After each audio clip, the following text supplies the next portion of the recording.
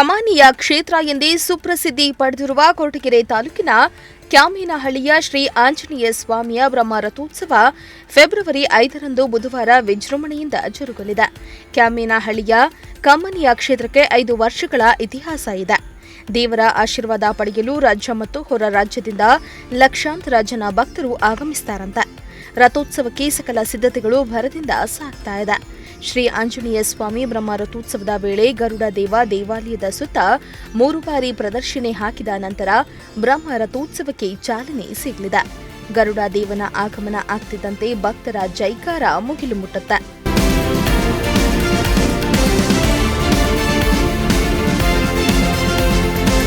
February 5ರಂದು ಬುಧವಾರದಿಂದ February 14ರ ಶುಕ್ರವಾರದವರೆಗೆ ಸತತ 9 ದಿನಗಳ ಕಾಲ ಕಮಾನಿಯ ಕ್ಷೇತ್ರದಲ್ಲಿ ಪೂಜಾ ಕಾರ್ಯಕ್ರಮಗಳು ಜರುಗಲಿದೆ. ಮೊದಲ ದಿನ ಬ್ರಹ್ಮರಥೋತ್ಸವ, ನಂತರ ಪ್ರತಿದಿನವೂ ಮಂಟಪೋತ್ಸವ, ಅತ್ಯಾರೋಹಣ, ಹನುಮಂತೋತ್ಸವ, ಗರುಡೋತ್ಸವ, ಮಹಾಭಿಷೇಕ ಕಾರ್ಯಕ್ರಮಗಳು ವಿಜೃಂಭಣೆಯಿಂದ ಜರುಗಲಿವೆ.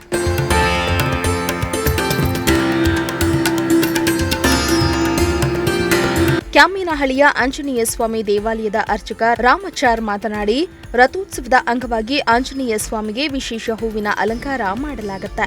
ಅಲ್ಲದೆ ಹೋಮ ಹವನ ಜರುಗಲಿದ್ದು, ಅಂದು ದೇವರ ದರ್ಶನ ಮಾಡಿದರೆ ಇಷ್ಟಾರ್ಥ ಸಿದ್ಧಿ ಆಗಲಿದೆ ಅನ್ನೋ ನಂಬಿಕೆ ಇದೆ ಅಂದಿದ್ದಾರೆ. 2025ನೇ ಸಾಲಿನ ಮೊದಲನೇ ಒಂದು ರಥೋತ್ಸವ ಕ್ಯಾಮೇನಹಳ್ಳಿ ಆಂಜನೇಯ ಸ್ವಾಮಿ ಜಾತ್ರೆ ಎಂದೇ ಪ್ರಸಿದ್ಧವಾಗಿರತಕ್ಕಂಥದ್ದು. ತುಮಕೂರು ಜಿಲ್ಲೆ ಕೊರಟಗೆರೆ ತಾಲೂಕು ಹೊಳವನಹಳ್ಳಿ ಹೋಬಳಿಯ ಕ್ಯಾಮೇನಹಳ್ಳಿ ಗ್ರಾಮ ಸುಪ್ರಸಿದ್ಧವಾದ ಪುರಾಣ ಪ್ರಸಿದ್ಧವಾದ ಕ್ಷೇತ್ರ. ಪುರಾಣದಲ್ಲಿ ಕಮನೀಯ ಕ್ಷೇತ್ರ ಎಂದೇ ಪ್ರಸಿದ್ಧಿಯನ್ನು ಪಡೆದಿರತಕ್ಕಂತಹ ಶ್ರೇಷ್ಠವಾದ ಒಂದು ದಿವ್ಯವಾದ ಸಾನ್ನಿಧ್ಯ. ಈ ಸಾನ್ನಿಧ್ಯದಲ್ಲಿ ನಾಳೆ ಬುಧವಾರ 5ನೇ ತಾರೀಕು ಬ್ರಹ್ಮರಥೋತ್ಸವ ಆಗ್ತಾ ಇದೆ.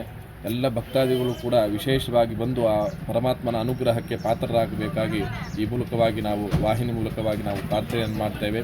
ಅದೇ ರೀತಿಯಾಗಿ ಸುಮಾರು 1.5 ಗಂಟೆಗೆ ಇಲ್ಲಿ ಬ್ರಹ್ಮರಥೋತ್ಸವ ಜರುಗಲಿದೆ. ಅದೇ ರೀತಿಯಾಗಿ ಇಲ್ಲಿ ವಿಶೇಷವಾಗಿ ಈಗಿನ ಒಂದು ರಾಜಗೋಪುರವನ್ನು ಕೂಡ ಮಾಡಬೇಕು ಅಂತ ಇಲ್ಲಿ ಒಂದು ಎಲ್ಲ ಭಕ್ತಾದಿಗಳು ಸಂಕಲ್ಪ ಮಾಡಿದ್ದಾರೆ. ಆ ಸಂಕಲ್ಪದಂತೆ ಅವತ್ತು ಇಲ್ಲಿ ಹೋಮ್ ಮಿನಿಸ್ಟ್ರು ಬಂದು ಒಂದು ಶಂಕುಸ್ಥಾಪನೆಯನ್ನು ಕೂಡ ಮಾಡಲಿದ್ದಾರೆ.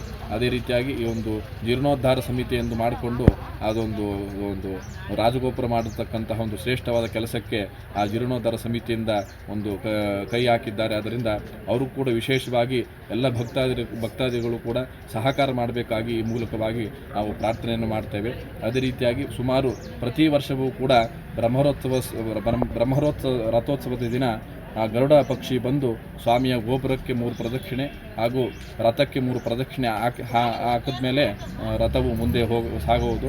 ಅದೇ ರೀತಿಯಾಗಿ ಈ ವರ್ಷವೂ ಕೂಡ ಆ ಗರುಡ ಪರಮಾತ್ಮ ಬಂದು ಸ್ವಾಮಿಗೆ ವಿಶೇಷವಾಗಿ ಸೇವೆಯನ್ನು ಸಲ್ಲಿಸಿ ಹೋಗಲಿ ಅಂತ ನಾವು ವಿಶೇಷವಾಗಿ ಸ್ವಾಮಿಯಲ್ಲಿ ಪ್ರಾರ್ಥನೆ ಮಾಡ್ತೇವೆ.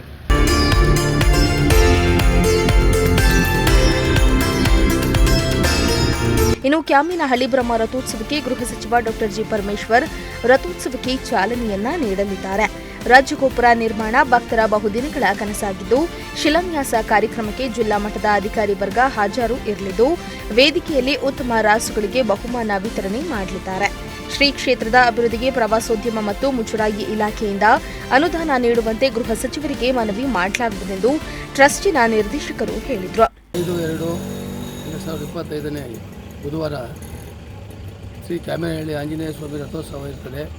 ಅವತ್ತು ಮಧ್ಯಾಹ್ನ 1:30 ಸರಿಯಾಗಿ ರಥೋತ್ಸವ ನಡೀತದೆ. ಆ 1:30 ಎಲ್ಲ ಪೂಜಾ ಕಾರ್ಯಕ್ರಮಗಳನ್ನು ಮುಗಿಸಿರ್ತಾರೆ. 1 ಗಂಟೆಗೆ ಸರಿಯಾಗಿ ಡಾ ಜಿ ಪರಮೇಶ್ವರ್ ಅವರು ಬಂದು ರಥೋತ್ಸವ ಕಾರ್ಯಕ್ರಮದಲ್ಲಿ ಭಾಗವಹಿಸುತ್ತಾರೆ.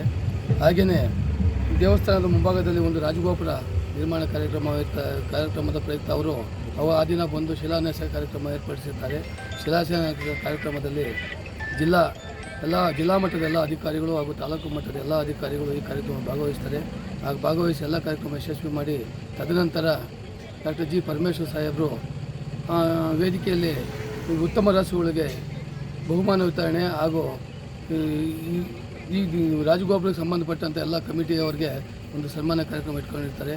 ಅದರಲ್ಲಿ ಭಾಗವಹಿಸಿ ತದನಂತರ ಅವರು ಕುರಂಕೋಟೆ ಶ್ರೀ ಆಂಜನೇಯ ಸ್ವಾಮಿ ದೇವಸ್ಥಾನ ರಥೋತ್ಸವಕ್ಕೆ ಅವರು ಆಗಮಿಸ್ತಾರೆ ಅಂತ ಹೇಳ್ತಾ ನಾನು ಸುಮಾರು ಇತಿಹಾಸ ಇರುವಂಥ 5,000 ಇತಿಹಾಸ ಇರುವಂಥ ಶ್ರೀ ಕ್ಯಾಮೇನಹಳ್ಳಿ ಆಂಜನೇಯ ಸ್ವಾಮಿ ದೇವಸ್ಥಾನದ ಜೀರ್ಣೋದ್ಧಾರ ಸಮಿತಿಗೆ ಮತ್ತೆ ಆಯ್ಕೆಯಾಗಿ ಮತ್ತು ರಾಜಗೋಪುರ ಇದರಲ್ಲಿ ಜಿ ವಿ ರಾಮಮೂರ್ತಿ ಅವ್ರನ್ನ ಅಧ್ಯಕ್ಷತೆ ಮಾಡಿ ಉಪಾಧ್ಯಕ್ಷನಾಗಿ ಮಾಧವ್ ಸಾವ್ಕಾರನ್ನು ಮಾಡಿ ದ್ರಾಕ್ಷಾಯಣಿ ರಾಜಣ್ಣವರು ಮತ್ತು ಇನ್ನು ಉಳಿದ ಎಲ್ಲ ಸದಸ್ಯರುಗಳು ಸೇರಿ ಜೀರ್ಣೋದ್ಧಾರ ಸಮಿತಿನ ಯಶಸ್ವಿ ಮಾಡಿ ರಾಜಗೋಪುರನ ಯಶಸ್ವಿ ಮಾಡಿ ಪರಮೇಶ್ವರ್ ಸಾಹೇಬರಿಗೂ ನಮ್ಮ ಒಂದು ಬೇಡಿಕೆ ಇದ್ದಾವೆ ದೇವಸ್ಥಾನದ ಅಭಿವೃದ್ಧಿ ವಿಚಾರವಾಗಿ.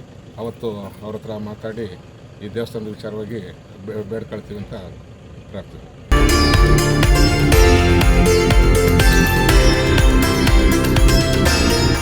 ಎನ್ ಮೂರ್ತಿ, ಪ್ರಜಾಶಕ್ತಿ ಟಿವಿ, ಕೊರಟಗೆರೆ.